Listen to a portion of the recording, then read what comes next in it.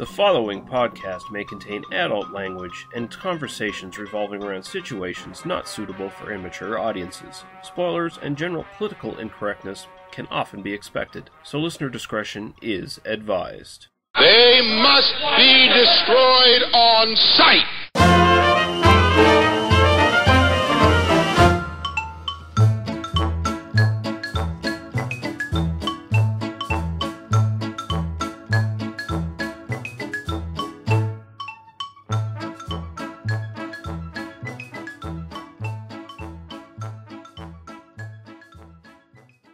All right, welcome back to another episode of They Must Be Destroyed on Sight, a movie podcast. I'm your host, Lee Russell, with my co-host, Daniel Harper. How's it going, Dan? Pretty well. How's it been? Good. We're continuing on with our sex comedy series, although we're taking a slight sort of diversion from the usual sort of sexy comedies. We're going to be looking at sort of a sci-fi horror takes on the genre with two movies today. But before we get into that, we do have one comment just wanted to address really quickly from one of our regular listeners, Bylog. He says he watched The Immoral Mr. Tease after, I guess, listening to our podcast. And he says, watching that makes him realize two things. One, boobs are awesome. Two, boobs were better in the 50s and 60s. Better than what is kind of the question I would ask. Yeah. Like better, boobs were better then than now? I mean, boobs are pretty awesome now, honestly. I have access to a pair. You know, I'm a married man, and, you know, I certainly have, you know, the internet. Plenty of boobs out there. Yeah, it's all shapes and sizes for the discriminating gentleman of the highest aficionado of a boob should be able to find. It's all very subjective, of course, but I'm sure he's probably maybe making reference to natural versus silicone, although implants and stuff were sort of coming into regular, I guess, screen time, right. somewhere around that era. Yeah, we'd have to look into that and do some actual research, which is not something we typically do on this podcast. Actual reading and research. Well, there was that movie made in HBO years back. Chris Cooper was in that? I think so. I know one of the guys from Friends was in it. Yeah, David Schwimmer was in it. Yeah. And I think Chris Cooper, the guy from Adaptation and American Beauty, mm-hmm. where they were, I only saw like 5 minutes of that, and I went, you know, this looks pretty decent, but it also looks kind of silly, so. Yeah, it's kind of boring, actually. Yeah, I mean, just while we're on the topic, while we're, you know, talking about plastic surgery is, I mean, it's an important thing. Like, it's an actual discipline that people, I mean, you know, lots of kind of like facial reconstructive surgeries or, you know, all sorts of things. I mean, given that we are both men who, you know, may suffer from male pattern baldness, I mean, you kind of don't have that issue, I guess, since you shave your head. And if I'm not losing my hair at this point, I'm probably not going to. Yeah. Certainly, there are plenty of reasons for plastic surgery to exist, and while we might bemoan maybe the overuse of plastic surgery, great tits on porn stars and softcore porn and, you know, that sort of thing, the reality is that a lot of the tits that you think are fake really aren't, and a lot of the ones that you think aren't fake really are. You know, there is such a thing as good plastic surgery. I tend to kind of reject the idea of this kind of golden age in 1959 when, like, women were real women and that sort of thing. Like, it's kind of pointless nostalgia, I think, to some degree. Yeah, I agree. The access to tits today is so much higher than it ever has been. Anyway, that's my opinion. I still appreciate the listener, even though I just kind of told him to go fuck himself. But, you know, yay! I'm the kind of the bad guy wrestler of this podcast. I've kind of realized that I'm the one that people hate. It's turning heel on everybody. Yeah. I'm the people are gonna hate listen to my half of this podcast. Yeah. Okay.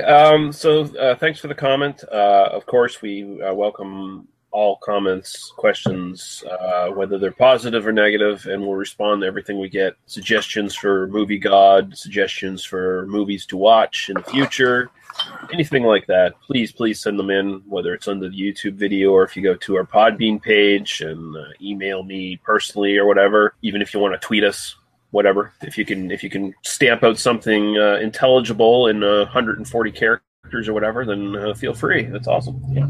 Suggestions of things I can put in my ass. That would, certainly be. So I guess speaking of Movie God, we can actually move on to play a round of Movie God. And just in case, just in case you're a first-time listener, Movie God is the game where we give each other two things, whether it's two actors, two movies, two scripts, two composers, two soundtracks, something movie-related, and we have to eliminate one of those two things from the timeline. So everything that comes after it is forever either does not exist or just changes dramatically. And the idea is to have two things that are going to be hard to choose between. So the person who's given the question has to make a real tough decision and actually work through and think out what the results would be if they eliminated one of those things from the timeline. So I think I'll let you go first, Daniel, and pose your Movie God question to me. Sure. I am kind of in a classic Hollywood mood today, so we're going to go with Alfred Hitchcock, okay, or Billy Wilder. Oh, you have to kill one, removing them completely from the timeline. Yeah. Okay. This might not be as difficult as one might think for me.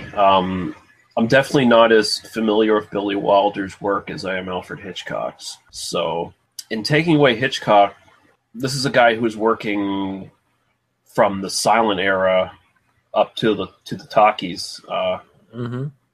His style and influence has been pretty much seen and felt all over the place. Like, man, so it'd be hard to figure out what a thriller would even look like without Alfred Hitchcock. Yeah. Hitchcock introduced storyboards into American directing.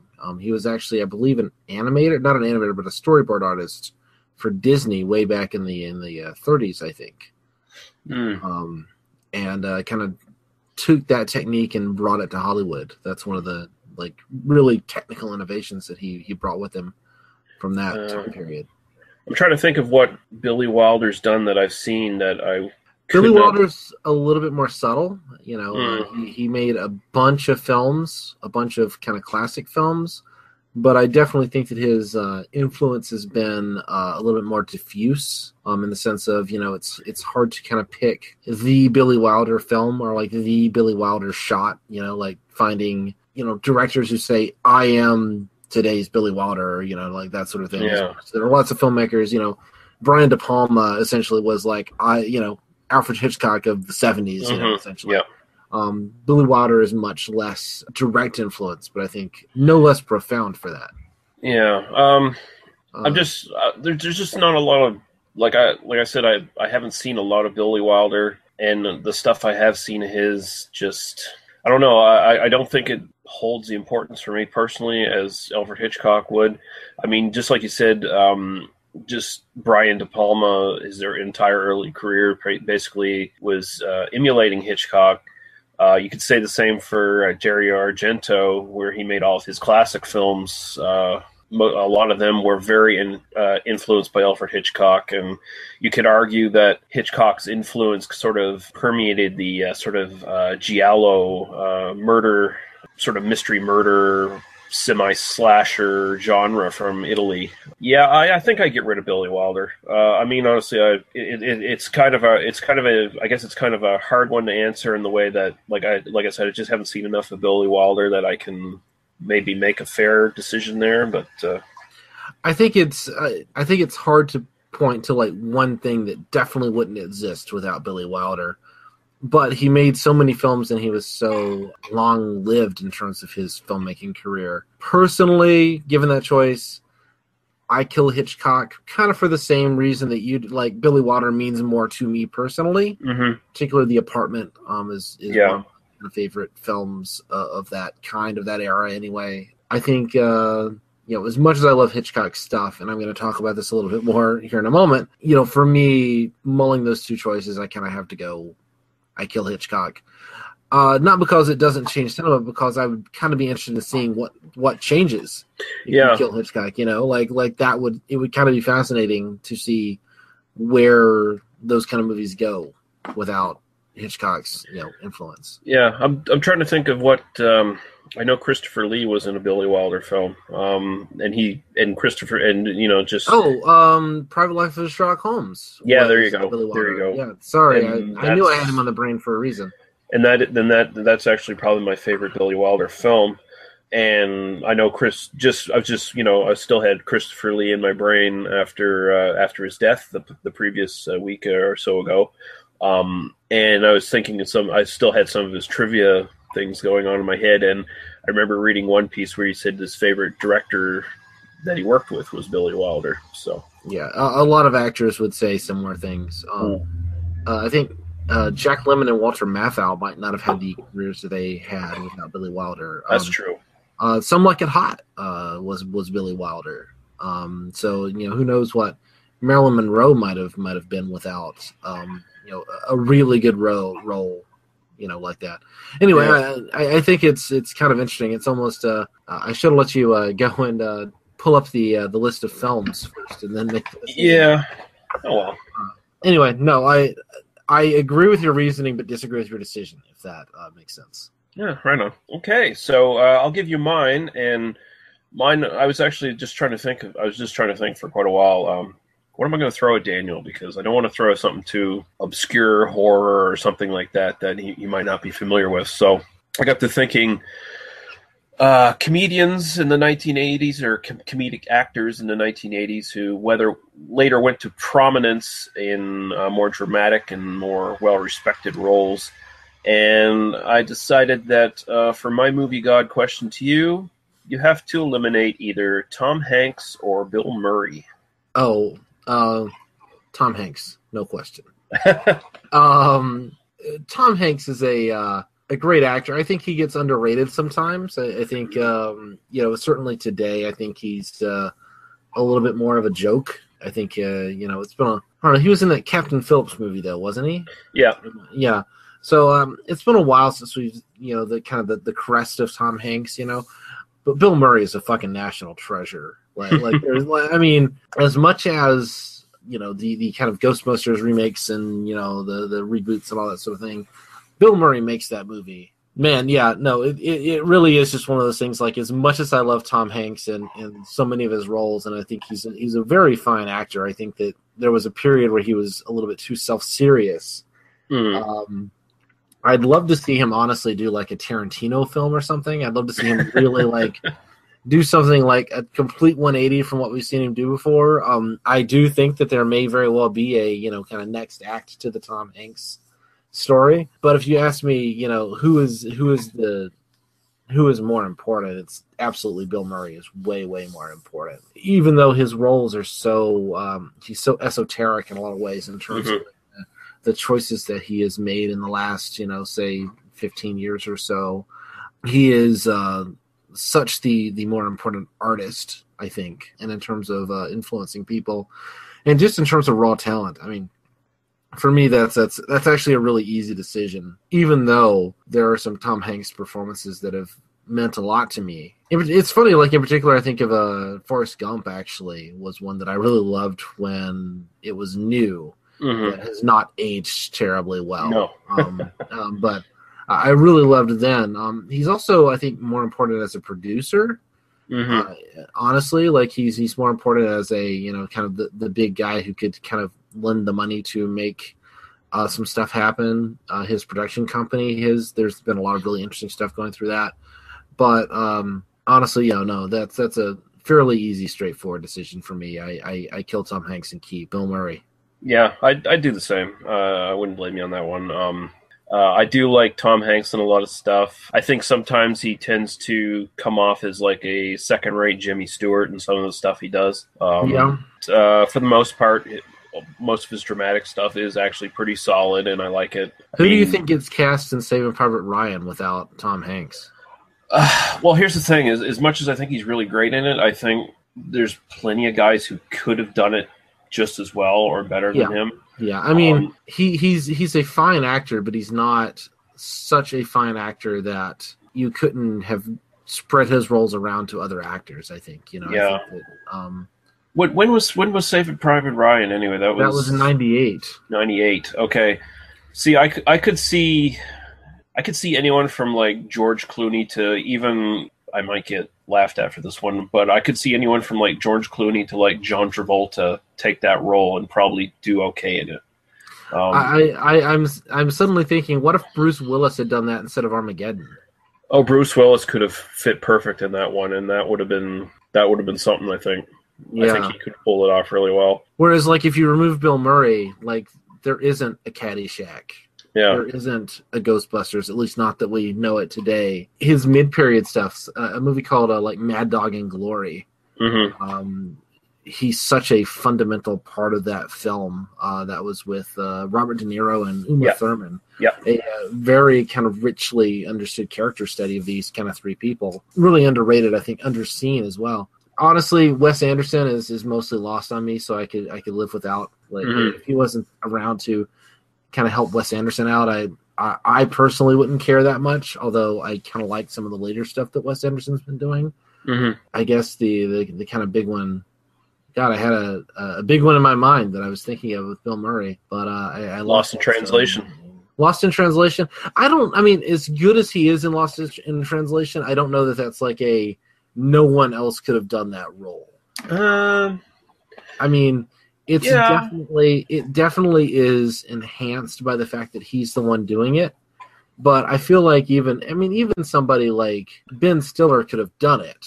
Yeah. But it would have had to be the more kind of flirting with disaster era Ben Stiller as opposed to, the kind of goofy Zoolander-esque comedy version. What about Bob? Oh, Groundhog Day. That's probably the one. That's probably the one that really wouldn't exist without him.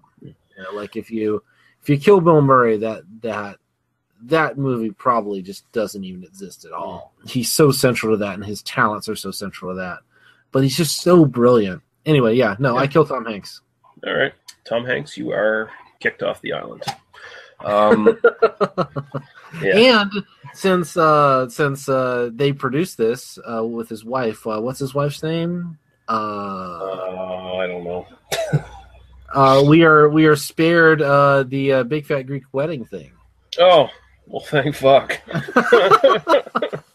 Which is not in any sense a terrible romantic comedy, but definitely I remember when that movie was new and the hype around that concept was insane.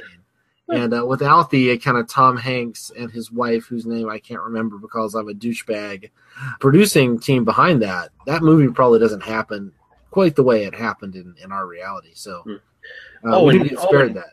Tom Hanks' annoying rapper son wouldn't exist either. Is Colin Hanks a rapper? No, he's got another son who's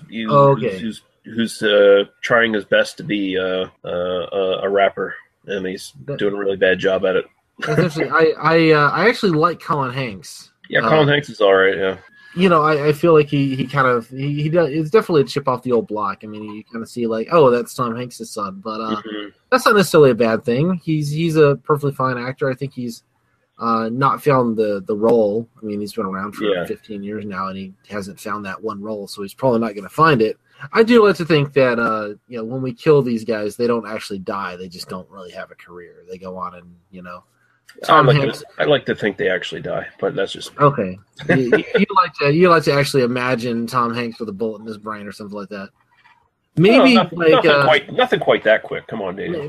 Maybe it's sort of like the Batman origin story, and like Colin Hanks is born, and the Joker comes by and kills Colin Hanks, Tom Hanks and Rita something. He kills them, and then we end up with Colin Hanks growing up to avenge his parents' death through acting. So we still get Colin Hanks' career, but we lose Bachelor Party.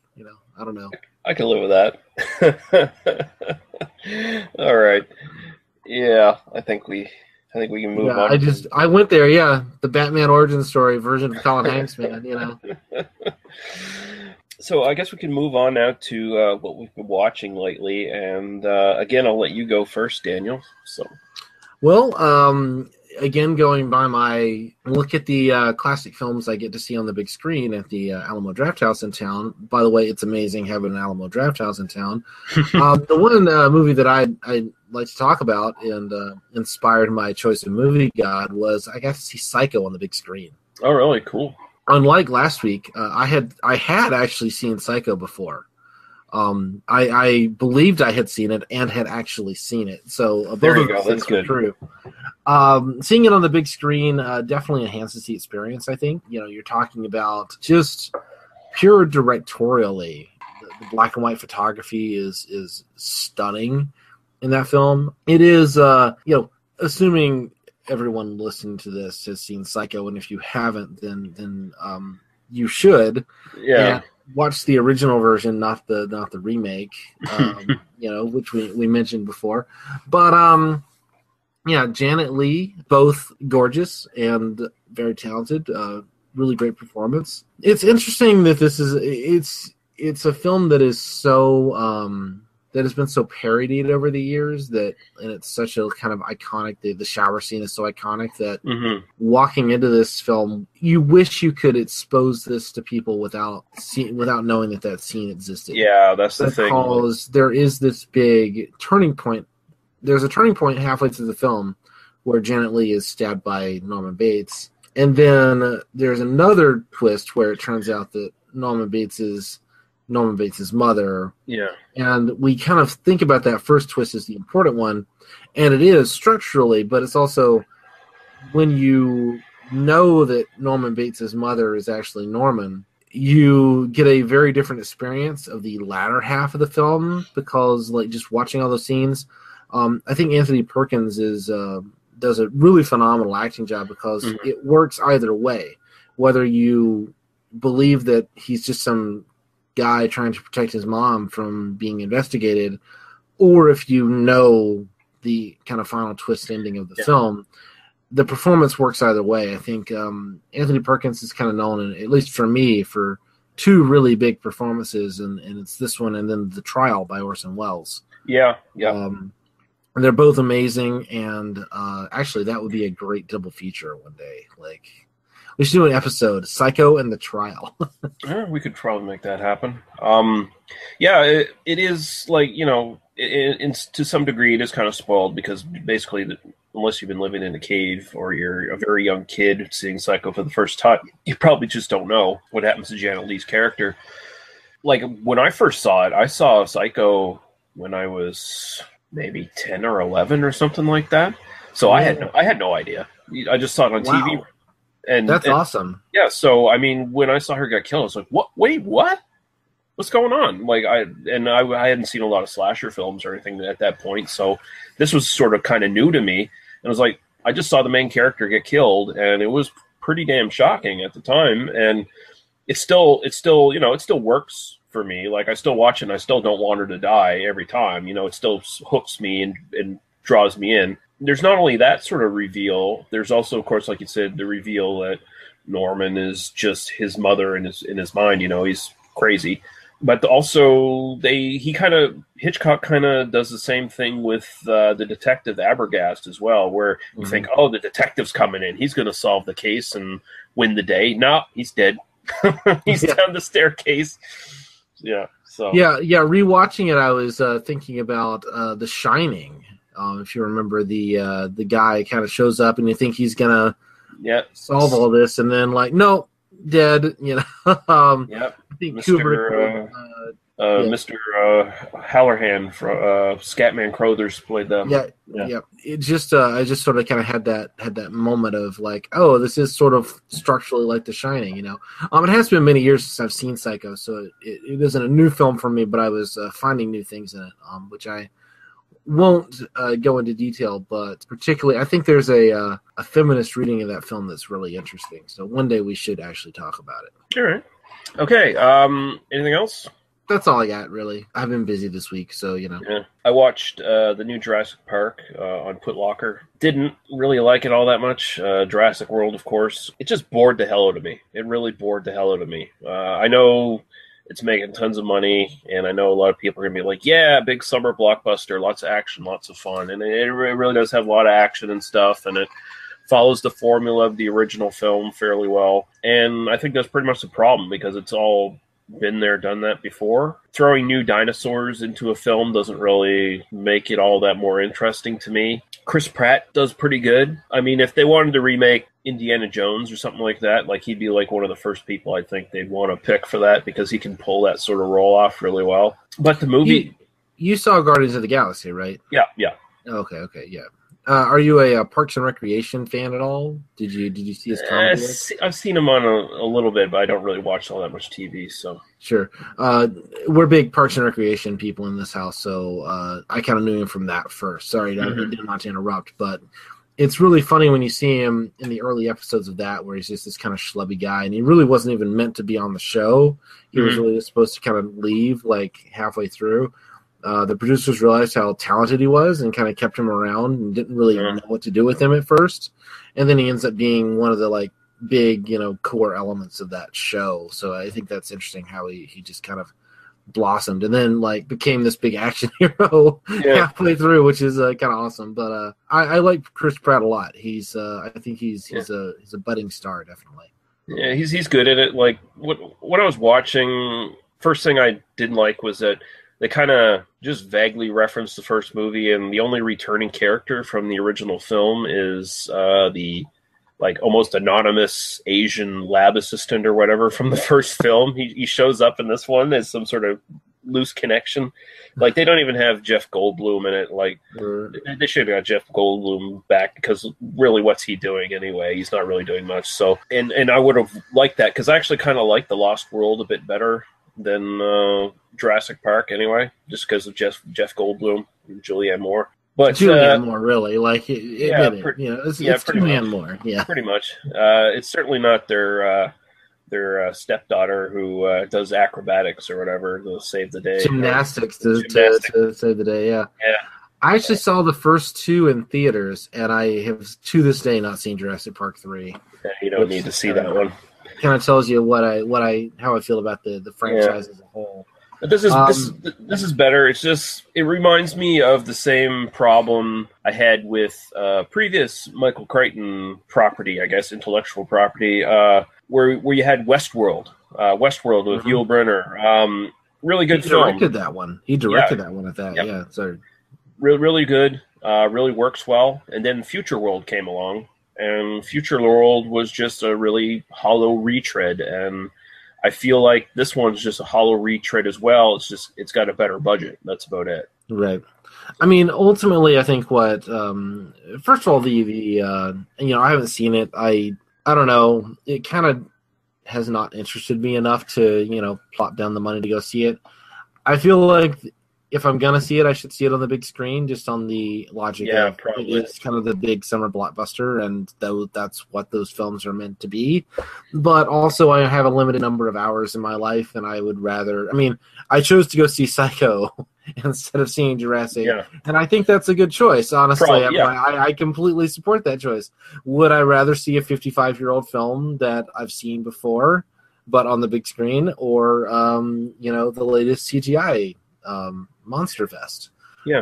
I chose Psycho. It's just a thing. I'll see it one of these days. I've been kind of avoiding the big summer blockbusters this summer. I don't know. It just kind of increasingly feels like there's just more interesting stuff out there to explore and better ways to spend entertainment dollars. Let's face it, Fury Road is basically leveled the playing field, destroyed everybody else. Fury Road has it's so good. It's just impossible to imagine. Going back to, it's sort of like when Lord of the Rings, the first Lord of the Rings came out, and it seemed to just raise the bar about what just people expected from that kind of movie. As much as that kind of has been tarnished over the last 14 years or so. Fury Road kind of feels like that. You've got a real auteur. You've got this master director coming back to a franchise after 30 years and just blowing it out of the water. Yeah. And if Spielberg had come back, maybe you can kind of justify to some degree. It just, I don't know. I saw the trailers and I was like, yeah, that looks like it cost $150 million, and it looks like it would not be a bad use of my, $10 to see the movie. But it also just kind of looks like, that's what it is. Anyway, that's how I feel about it without having seen it. So, Yeah. All right, so I guess we can move on now to our movies we're going to be reviewing. First one we're going to be doing is a sort of horror sex comedy combination. This is Ghoulies III, Ghoulies Go To College from 1991, directed by John Carl Buechler. Or perhaps it's Buechler, I don't know. Best known for directing the original Troll, so it's not Troll 2, the one everyone actually loves. Right. For all the wrong reasons. And Friday the 13th, Part 7, the New Blood. Wow. So that's the fairly well-regarded one in the series, actually. Carrie versus Jason, essentially. Because that was actually the original idea. They were going to try to merge those franchises together, but they couldn't do it. So they just gave a psychic girl fighting Jason Voorhees anyway. Awesome! I'm excited. Yeah, that's great. I actually don't know. I mean, I am such not a horror guy that I don't have like intimate familiarity with these franchises. A lot of these, like even classic franchises, I haven't even seen, and I feel embarrassed to be on this podcast and to admit that. But you're going to make me shore up my knowledge of horror. I know that's going to happen. Like, I'm going to have to watch a bunch of horror movies at some point in this.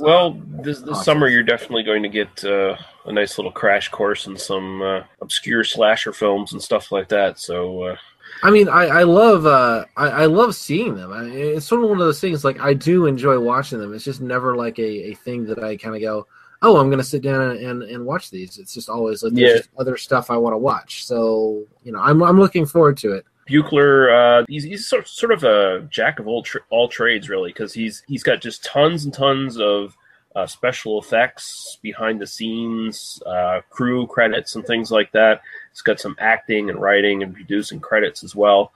So he's basically done just tons and tons of stuff. I think he actually did the puppets and stuff for the first Ghoulies film as well. Wikipedia page there isn't a Wikipedia page for Ghoulies Go To College. So let's just put that out there. There is a Ghoulies film franchise Wikipedia page, which includes a section on Ghoulies Go To College. And I know this because I did look up, because I haven't seen the first two Ghoulies films, and I thought that might like really severely impact my enjoyment of the third film. Anyway, sorry, I'm being a little bit too dry there. Yeah, no, it did say that he was the original special effects guy for the first two, actually. Yeah. And then kind of graduated to getting to direct the third one. Yeah. Written by Brent Olson. It's starring a lot of people didn't do much, and actually quite a few people in here actually who did do quite a lot as well. So we got Evan McKenzie as our hero, Skip Carter. We have very well-known and well-respected, now sadly late actor Kevin McCarthy as Professor Ragnar. You might remember him from Invasion of the Body Snatchers, UHF. Those are my two references for Kevin McCarthy, honestly. Yeah, Invasion of the Body Snatchers, UHF, Horse Snot. I always think of him saying, is it horse snot or is it a pig snot? I can't remember. Anyway, anyway. Complete sense. Twilight Zone, the movie. He was also in My Tutor, which is also a fairly well-regarded sort of sex comedy from the 80s. The Howling and Piranha, where he had one of the more unique pronunciations of the word piranha that I've ever heard on screen that just sort of made that film. We have Eva LaRue as Erin Riddle, and her biggest credits after this were RoboCop 3 and the reverse racism film Lakeview Terrace with Samuel L. Jackson. Wow, she's in Lakeview Terrace? That's amazing. Wasn't that directed by, what's his name? The Neil LaBute? I think it was. Like it was kind of in that, like you Neil LaBute, like he started out as this really like cool indie director doing like really interesting films, and then he ended up doing like studio trash, like And there's a few more notable cast members here. Billy Morissette as Wes. His most notable thing since doing this movie was basically being married to Maura Tierney for a while.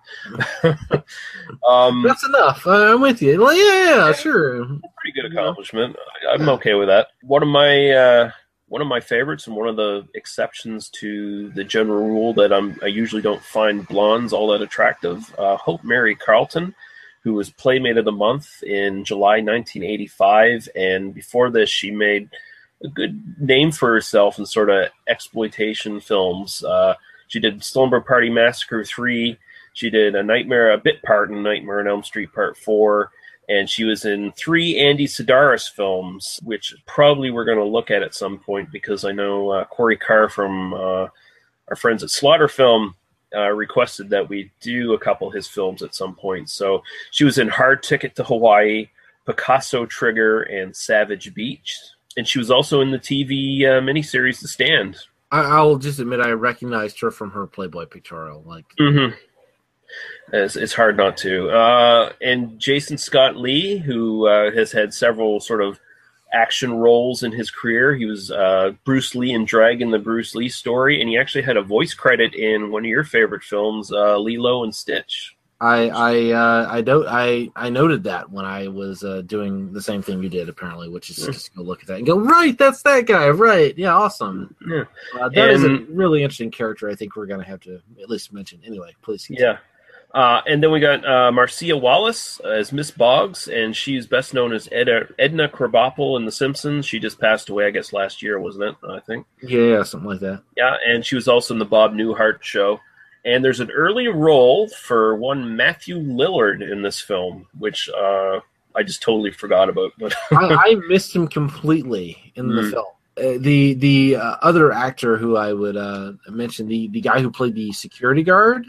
Mm-hmm. Do you have his name handy by chance? Is it the Patrick Labourtour?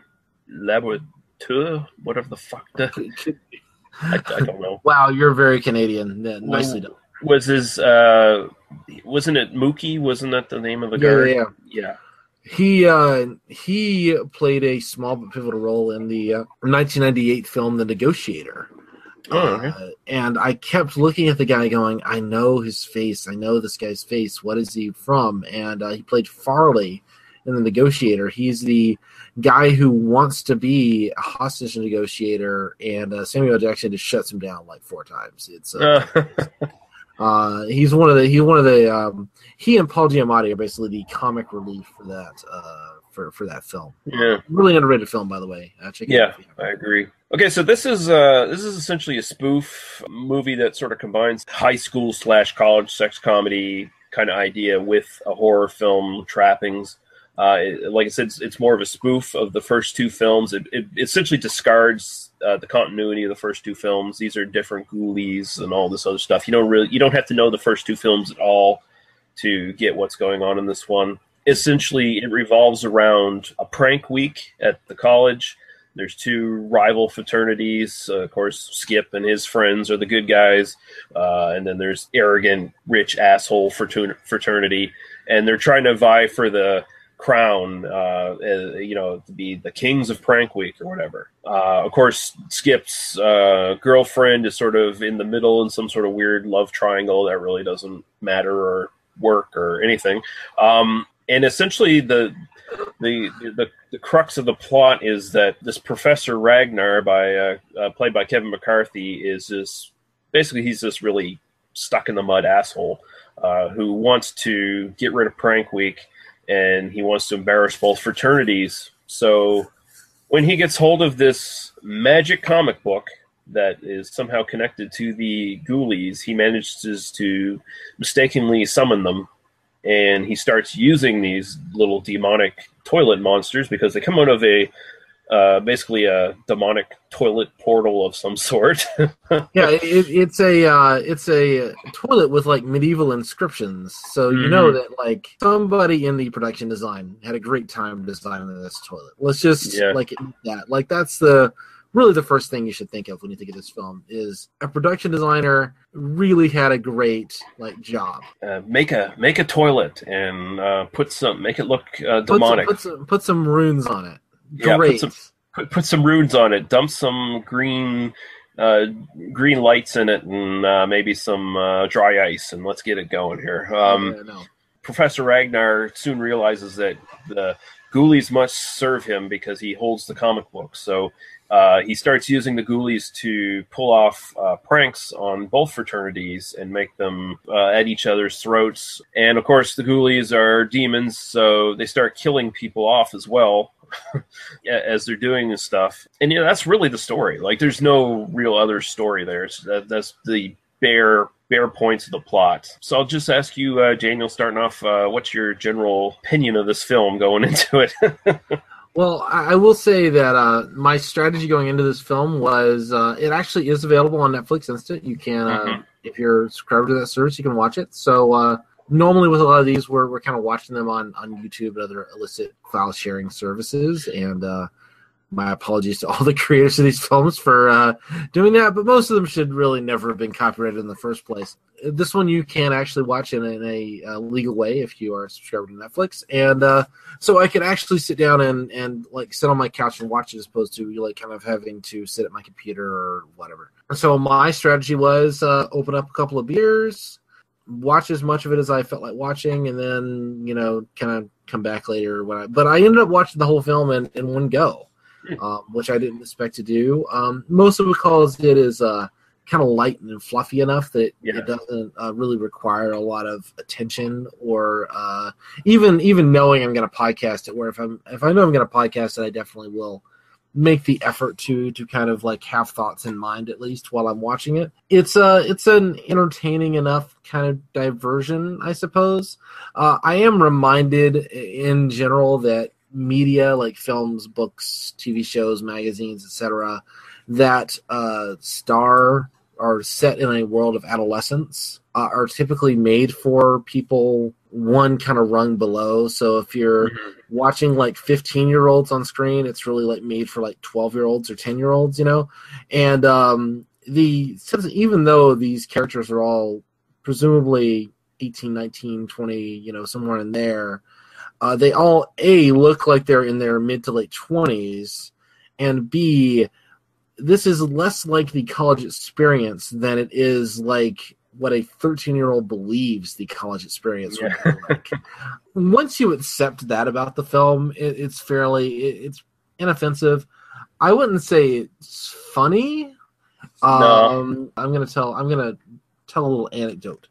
Not my anecdote, but I'm gonna basically do a Patton Oswalt routine. Patton Oswalt tells the story of he was in a writing room once, where because he got hired to do a lot of like kind of script editing and kind of punch up some scripts because he's a funny guy. He got hired to go on to this animated feature where they had already produced the film, they already had the thing made, but what they wanted was him to write clever little lines that people could say from off screen onto camera, because all the lip movements and everything have already been done.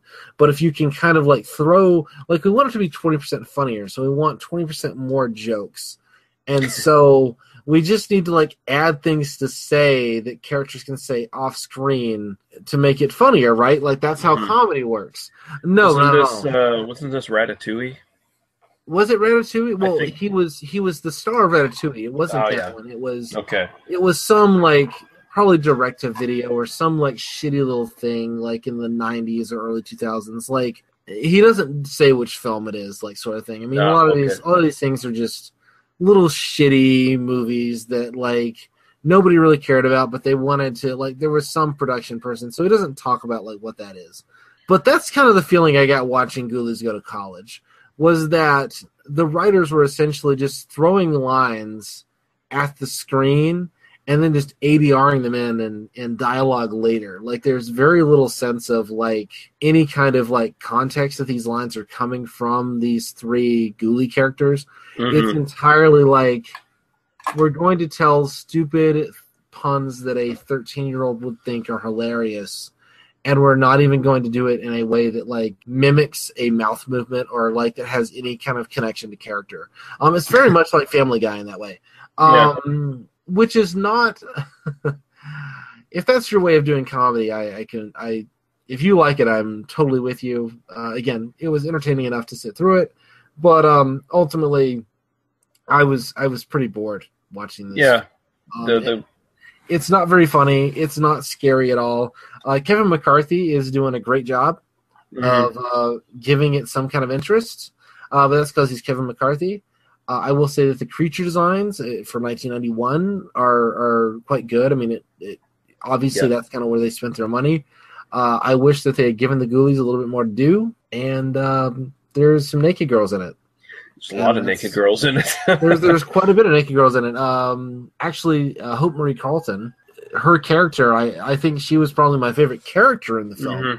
Much less, even if she had not gotten nude, I think that she was probably the most watchable part of this film. After like Kevin McCarthy and Marcia Wallace, she's kind of the sort of veteran actor in this, really, in some ways. Right. Yeah, I mean, you got Kevin McCarthy, you got Marcia Wallace. They're doing their thing. They're consummate professionals doing the consummate professional thing. Those two aside, the kind of main characters, the sort of young guys. The Yank Week, Prank Week thing. I mean, it's such like it's embracing the cliche to a degree that is almost ridiculous in the sense of like there are these people that actually really care about like pranks. Yeah, and, like pulling these really silly pranks, none of them are even like clever. Like that's the thing. Like it's just all bad. They're terrible. Like it screams 1991 direct-to-video to me. Anyway.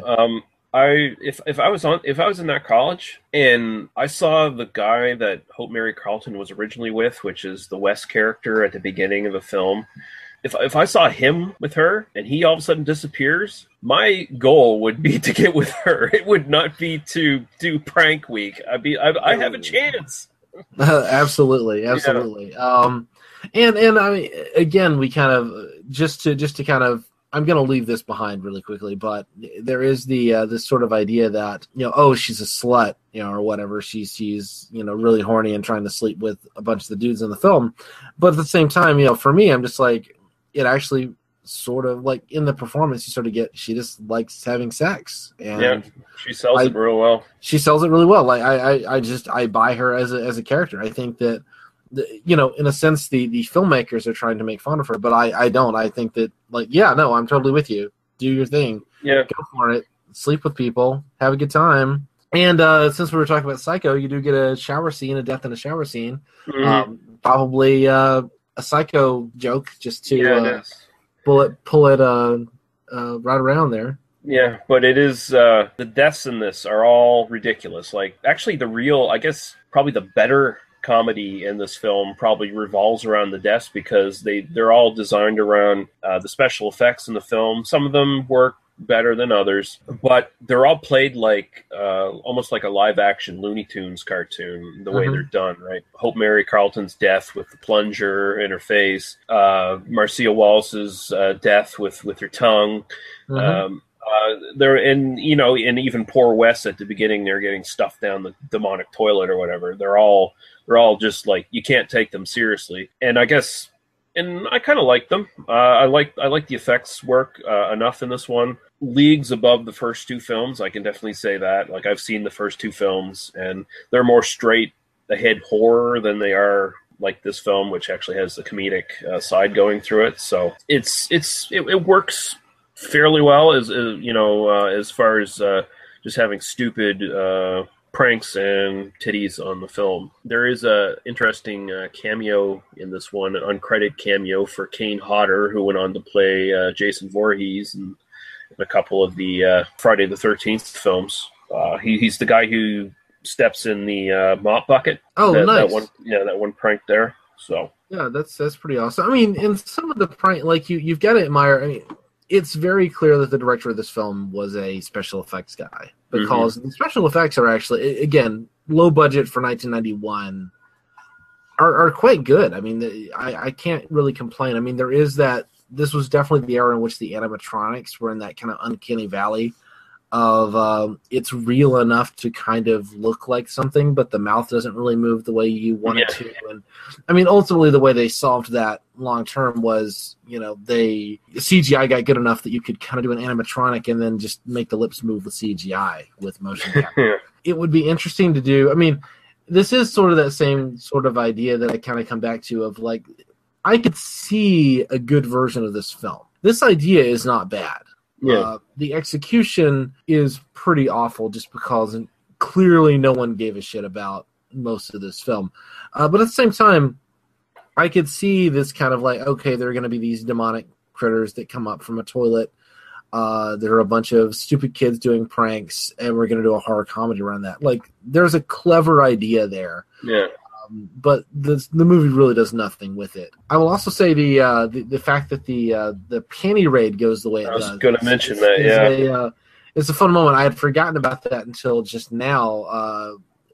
I really like the fact that the ladies just turn the tables on the guys completely. And the best thing is it's a win-win for either side of the equation there, because the ladies get their comeuppance on the guys, but at the same time they're all naked anyway. Right. I mean, because clearly you get naked to do this, but there is this sense of when you look at the panty raid in this film and in some of the other films, that this is kind of an expected thing for both sides, and that it is sort of a mating ritual of kinds, and sort of while it's hard to kind of communicate consent issues and that sort of thing with this culture, and obviously the film isn't exploring that in any kind of way.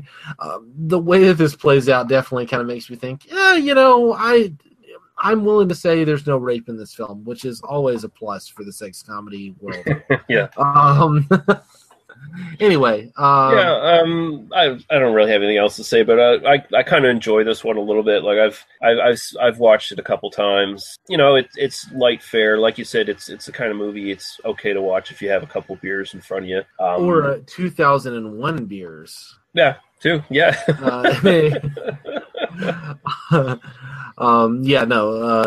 Kubrickian references and Ghoulies Go To College, always a great choice.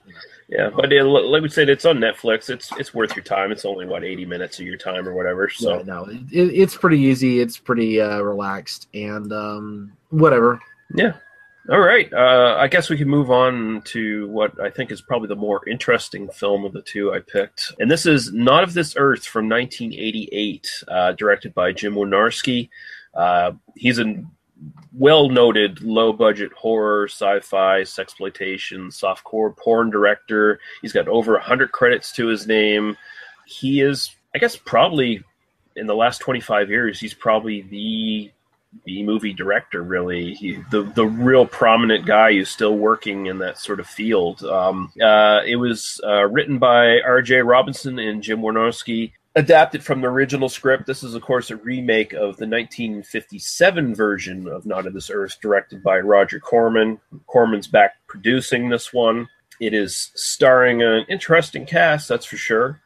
Traci Lords stars in this as Nadine Story. This is her first non-porn role, and the last role that she ever did with nudity in it. We have Arthur Roberts as Mr. Johnson, Lenny Giuliano as Jeremy, Ace Mask as Dr. Rochelle, Roger Lodge of Blind Date fame as Harry.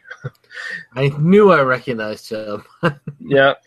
Also of note would be Becky LeBeau as the Happy Birthday strippogram girl. She's a fairly well-known sort of titty movie actress in her day. This was remade essentially because Roger Corman wanted to remake one of two movies from his 1950s output. And this movie was in a double bill with Attack of the Crab Monsters, but because Roger Corman is a notorious cheapskate, always has and always will be, essentially he looked at the budget and what would it cost to make the giant crab monsters in the modern day, and they're like, that's going to be a little too expensive for me, probably $50 more than he was willing to spend. So he decided to make this one instead. And the plot is essentially this alien comes to Earth, coming from a dying planet. He's seeking human blood to give transfusions to his people. He recruits Traci Lords' character as his nurse to assist him. He also has Lenny Giuliano's character as his chauffeur. And essentially, people start dying. Our heroes try to figure out what the hell is going on while the alien's trying to basically save his planet by stealing our blood. So that's essentially pretty much the plot of the film. What are your initial thoughts on this one, Daniel? This is definitely a more interesting film than Ghoulies Go To College, not least because the remake quality. I mean, it's essentially the same script. Yeah. I was going to watch the original version of this as well, because I was going to like watch the 1988, the Traci Lords version, and then kind of go back and watch the original. I just ran out of time. I was watching a little bit of the original, actually not long before we started recording, quite honestly. And I watched about the first 30 minutes of it, and the immediate response is, wow, this is the same script with a few words changed here and there. It really is scene for scene. In some places, almost shot for shot, the same film. And I think that it's interesting to kind of watch them that way, because you can definitely see, watching the 88 version, you kind of think, is this a period film? Because they're kind of driving an old car, and a lot of the dialogue and the structure just kind of feels very, like, really old-fashioned, and not like 80s old-fashioned, but, really old-fashioned. And then you realize, no, it's the exact same script. They're literally just lifting the dialogue straight. And it gives this kind of really weird timelessness, I think, to the 88 version, because it's very clearly made in the 80s. I mean, just very obviously made in the 80s. And my favorite 80s tell in the film is the fact that the quote-unquote tough guy who's acting as the chauffeur wears fingerless gloves. Yeah. That's he's wearing fingerless gloves through the entire film. Yeah. And that is about the most 80s thing I can imagine putting in a film. And that's how you know he's the tough guy. Yeah. But yeah, no, Traci Lords, I think, I was going to say does a fairly credible job as an actress in this. She's been she continues to kind of act. Even she was in Zack and Miri Make a Porno. She's been kind of around. She's done a bit of TV here and there. I mean, she's not a terrible actress at all. I think that towards the beginning, when she's doing the more kind of campy, kind of situational comedy, kind of back and forth dialogue, she's better than towards the end when she's being a scream queen. I don't think she's very good at that part of the role. I think she really I'm going to go Doctor Who here. She reminded me of Bonnie Langford, Mel from Doctor Who, which is the classically bad actress from the Doctor Who universe. In terms of her screaming and running around, like I didn't buy her for a second in that sequence. But like watching the two versions back to back, it does kind of like you watch the original and all this is played completely straight. But I think in the 80s, the director and the kind of the crew realized, oh, we have to play this for camp value. And Traci Lords fits in perfectly in that world. Like kind of a lot of the dialogue, do you want regular or unleaded when talking about the blood, and the original was, I think, diesel or petrol or something like that. Yeah, I think so. And it's played, that actress plays it in this very like straightforward, kind of almost newsreadery kind of way. Whereas Traci Lords plays it as a joke, and I think that's the right way to handle this material. I was also fairly impressed with the actor who played the bad guy, the kind of the big alien. Arthur Roberts. He did quite a good job of kind of selling the alienness and the unreality of this character through. I mean, again, this is not a great performance, but it's certainly probably better than this movie deserves in a lot of ways. Other than that, I'm kind of left. There's not really much to say except Traci Lords obviously looks very nice with her clothes off. Yeah, the movie does definitely make good use of Traci Lords' footage, whether she's nude or in that awesome blue bikini that she wears in the film, which is just fantastic. She wears a lot of outfits in this film. Let's just, there's a lot of like, she's ostensibly a nurse kind of staying at this guy's house to like give him blood transfusions every few hours or whatever. She brought some really ritzy clothes. Like, I think if most women would kind of bring pajamas. But no, she brought like slinking, night dresses, that sort of thing. Anyway, it's interesting. They had a hard time tracking her down actually for this film, but they really wanted her because it was just around the period where she was found out for being underage in all the porn films she did. Right, so she was kind of persona non grata in the industry. She was kind of in hiding almost. But she was given the opportunity to, hey, you want to actually act in a real Hollywood film, I guess. You as far as Roger Corman stuff is considered Hollywood. But yeah, so she took the role, and she decided that it was going to be her last role that she did any nudity in, and I think she does a pretty credible job with what she's given. It's funny because they didn't shoot it in a linear fashion, so of course some of the early scenes were shot later.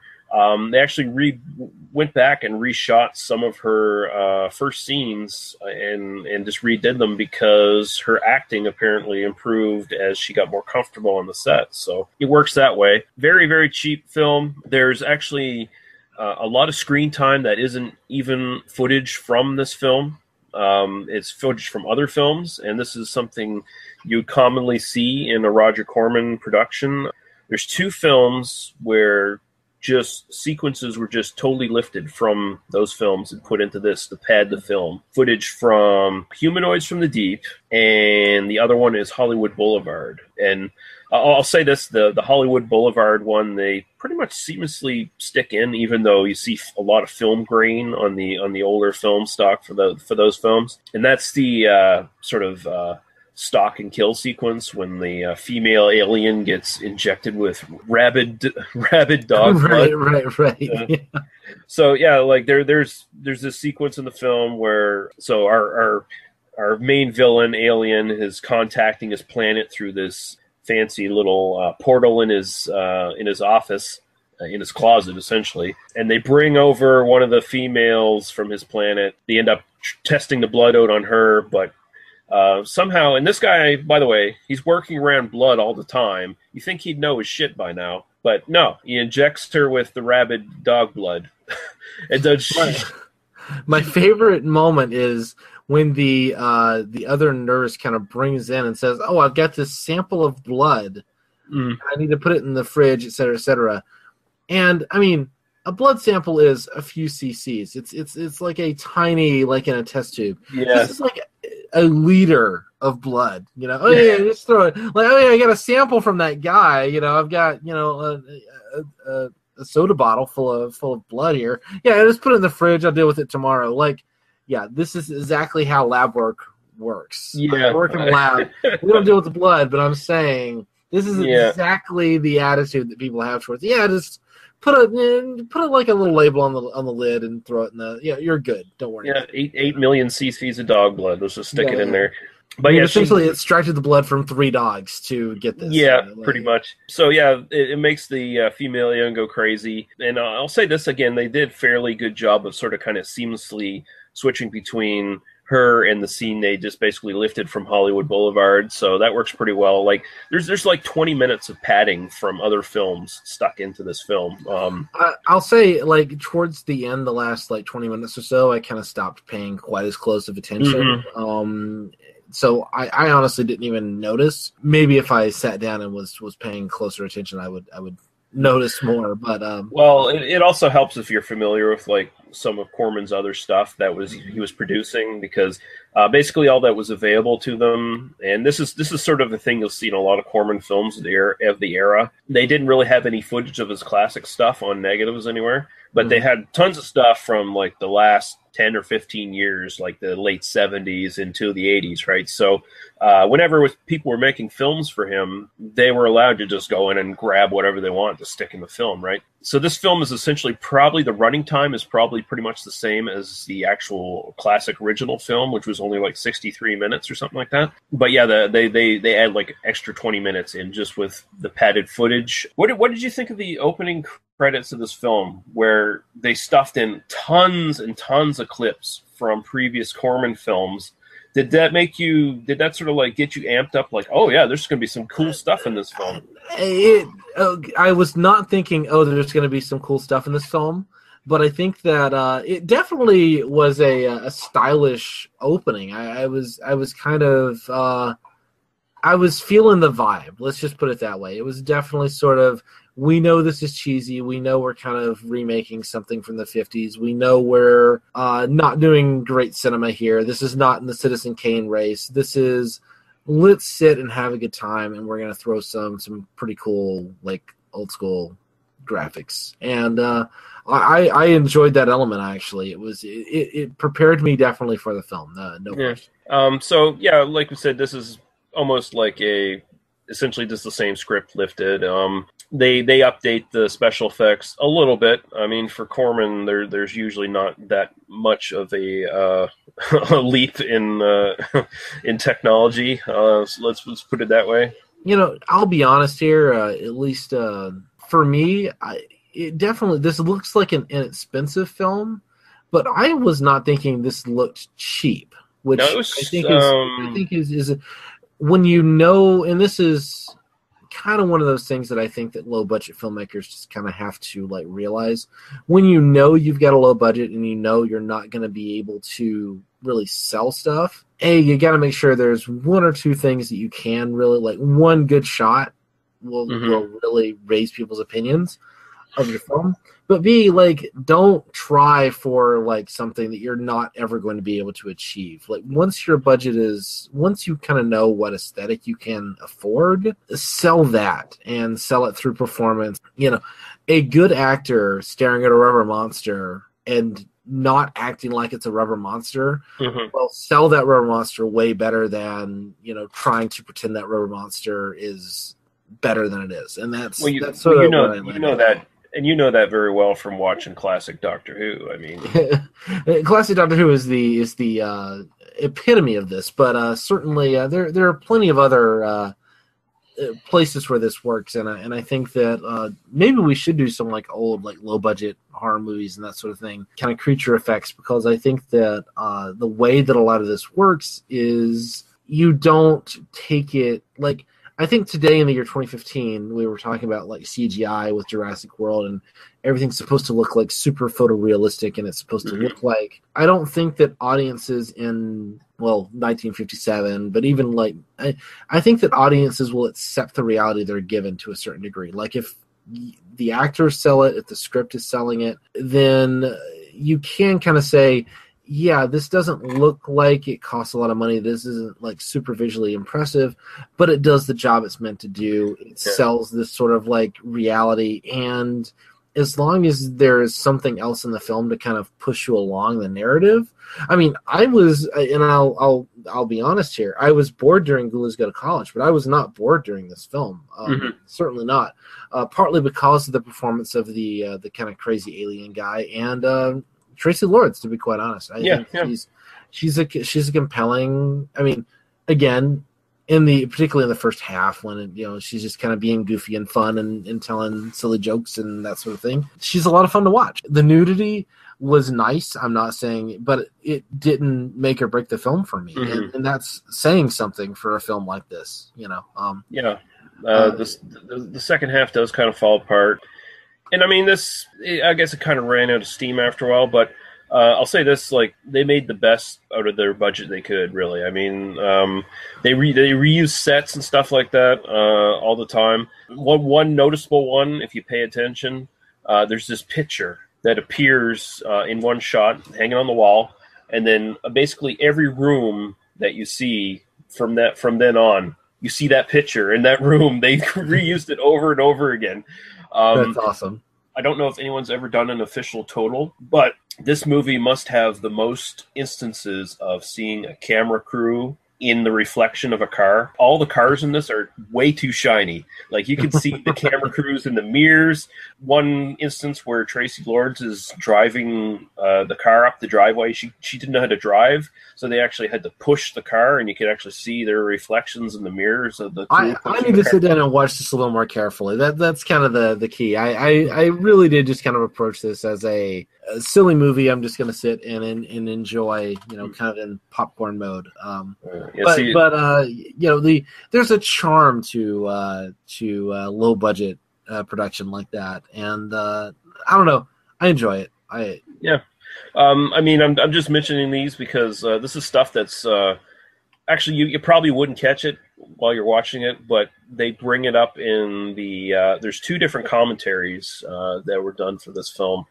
Both with Jim Wynorski, and he points out all the mistakes he makes in the film. Every error in the film he points out. One instance where Traci Lords is naked in the mirror or whatever. One shot shows her wearing high heels. Next shot shows her barefoot. Just this funny stuff like that. Like it's actually very enjoyable listening to the commentary on this one.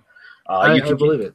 Yeah, and you can get the DVD from Shout Factory. I'm sure you can still find it somewhere.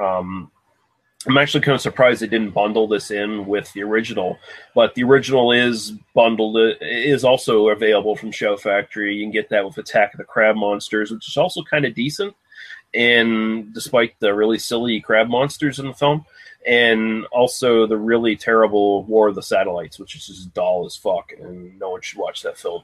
And this movie was also remade in 1995 as well, and it's actually much more serious. Again, like it kind of loses the whole campy feel of this one. Yeah, I did notice that was kind of a difference. In the 50s, they were playing it really straight. I mean, they're pretending it's the day the Earth stood still or something, you know? Yeah. And then whereas the 80s version, I mean, you know, once you've got Traci Lords and you're making it for next to nothing, and there is a point to doing both. While we're talking about low budget filmmaking, and just to kind of put this out there, I always think it would be really interesting to kind of make a TV show. There was this period on like Adult Swim where they were kind of doing a bunch of live action TV where they were doing like 15-minute things, and the whole point was to do like Land of the Lost and do like really bad special effects, but to do it in like a funny way and to do it in a like overtly just kind of stupid stoner way. Not that I'm judging anyone who chooses to smoke weed, but you know, kind of to do it in the like the dumbest, most obvious joke possible. I always thought like a really interesting project would be to kind of find really talented people, give them a tiny amount of money, and say, go take something completely serious. Like, go tell a really great story on $50, you know? And I think that this kind of film kind of just reinvigorates that. I think that there is a real joy to low-budget filmmaking because you're not spending a lot of money. You don't have to worry about making a lot back. And so you can really play around with some ideas. And the idea, I mean, honestly, talking about Psycho, I mean, we keep kind of coming back to that shot-for-shot remake that Gus Van Sant did. You know, if you're talking about shot-for-shot remake, this is not precisely, but essentially a shot-for-shot remake of the original, and much more effective because it had an original idea. Of we're going to kind of do this again, but we're going to completely reshape it just through performance and editing and set design and that sort of thing. So this is the way you do that. I mean, it is possible to do a kind of clever remake of an earlier film that is still, I don't know. I enjoyed it. It's kind of, I was surprised at how much I enjoyed it. It is fun. It's one I fondly remember from seeing when I was younger, and I'm glad there's a DVD release of it. And it's actually probably the best of the Corman remakes, really, too. It's like the one that really hit everything out of the park, kind of had everything going for it. Just a nice little mixture of bad actors and interesting actors and decent special effects and a kind of a don't give a fuck attitude, just trying to have fun. And they shot it under 12 days. There was a bet between Wynorski and Corman. Corman shot the original one in 12 days, and they did this bet where Corman would kick back extra money to Wynorski by the end of the deal if he could get it done under 12 days, and he actually brought it in 11 and a half. So nicely done. Done. You've seen the original, like you have knowledge of the original. I own it.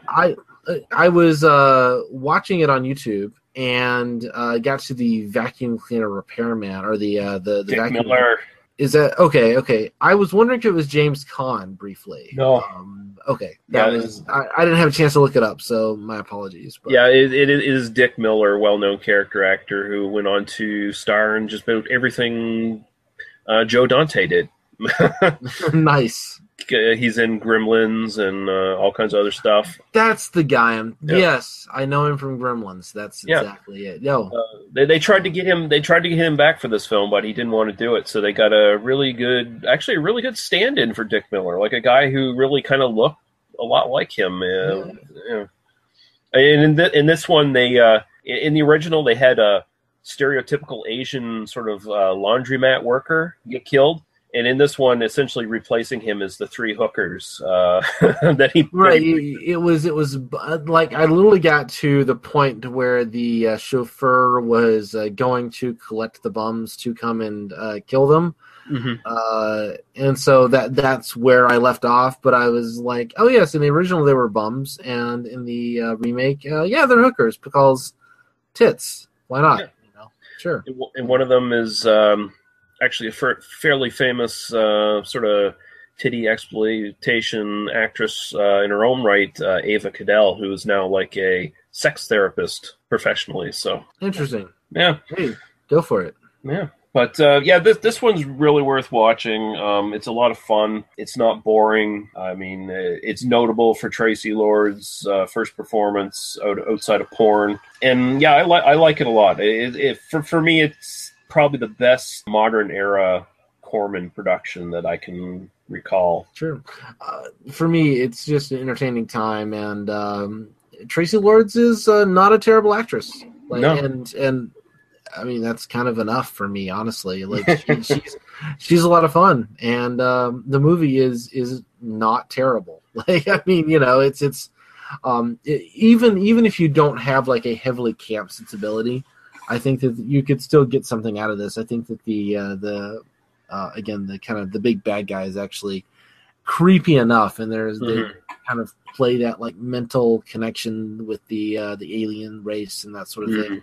It's effective enough, even in this kind of broader comedy version, that I think it's still interesting. Again, I think the last 20-30 minutes, the movie does kind of fall apart. It really, ultimately, structurally, they should have played up the kind of dread and the, not necessarily a mystery, but they really should have played up the alienness a little bit more instead of kind of devolving into essentially a chase movie in the last little bit. I think that rewriting the last third, kind of massaging that script a little bit and kind of playing it more as a character beat between, like ultimately the resolution of the film doesn't have anything to do with the first 2/3 of it. And a lot of that could probably be attributed to the fact that they were working under Corman. Corman doesn't really give people a lot of time. he gives them a budget. He gives them a short amount of time to get it done under the budget, and that's usually the way it works. So it's actually kind of remarkable that they got something better than even halfway decent out of the whole production. So, Yeah, I don't know. It's a lot of fun. Check it out. Yeah. All right. So, Daniel, tell everyone about your not movie podcast. You're on a movie podcast. Your Doctor Who podcast. Well, I have a movie podcast that I do with this asshole. It's called They Must Be Destroyed on Sight. You can check that out at tmbdos.podbean.com. Yeah. Or if you want to listen to an actually decent podcast that I do, you can check out and you're a fan of Doctor Who, particularly Classic Who, because we've been doing a lot of that lately. You can listen to my Doctor Who podcast, which I do with my wife. That's at Oi Spaceman. That's OI Spaceman, all one word, .libsyn, libsyn.com, where actually I just did a episode. I uploaded it today as we're recording, all about the introduction of the robot dog K9. And we talked a lot about colonialism and slavery and the white man's burden. And that should tell you everything you need to know about how, really self-serious my other podcast is. But, we take our media seriously in this household. So, there you go. Yeah. See, I didn't even talk about communism today. I mean, seriously, you should have, you should let me talk about communism and what could I have talked about Ghoulies? Man, I should have done like some crazy reading of Ghoulies Go To College. I should have completely read that as a Marxist narrative, perhaps. The underclass from the sewers coming up to destroy the rich preppy guy with the crazy hair. Like Ragnar is Joseph Stalin. Yeah. Yeah, Ragnar is Trotsky. I think he's Trotsky. Yeah, there you go. With a pickaxe in his brain. All right, ice pick in his brain. Ice pick, yeah. There we go. Look at that. Done. That's what people expect from me. Yeah, okay. So if anyone wants to send in comments or questions, you'll hear the all information at the end of this podcast of where to go and what to do. We, again, welcome any comments and questions, suggestions, movie suggestions, all that great stuff. And honestly, neither one of these movies really have anything from the soundtracks that I want to go out on. So I think I'm just going to go to sort of your default answer default suggestion that you gave quite a few podcasts ago, that whenever we don't have something, we just pick a nice Ennio Morricone soundtrack to go out on. So I've been humming Ennio Morricone for actually all night. I've been humming some stuff from Once Upon a Time in the West. So you pick something, anything. You can throw a dart at an Ennio Morricone score and find something great to go out on. Yeah. Do it. All right, guys. Thanks for listening. Thank you for joining me, Daniel. And we'll see you guys all later. Bye-bye. Bye.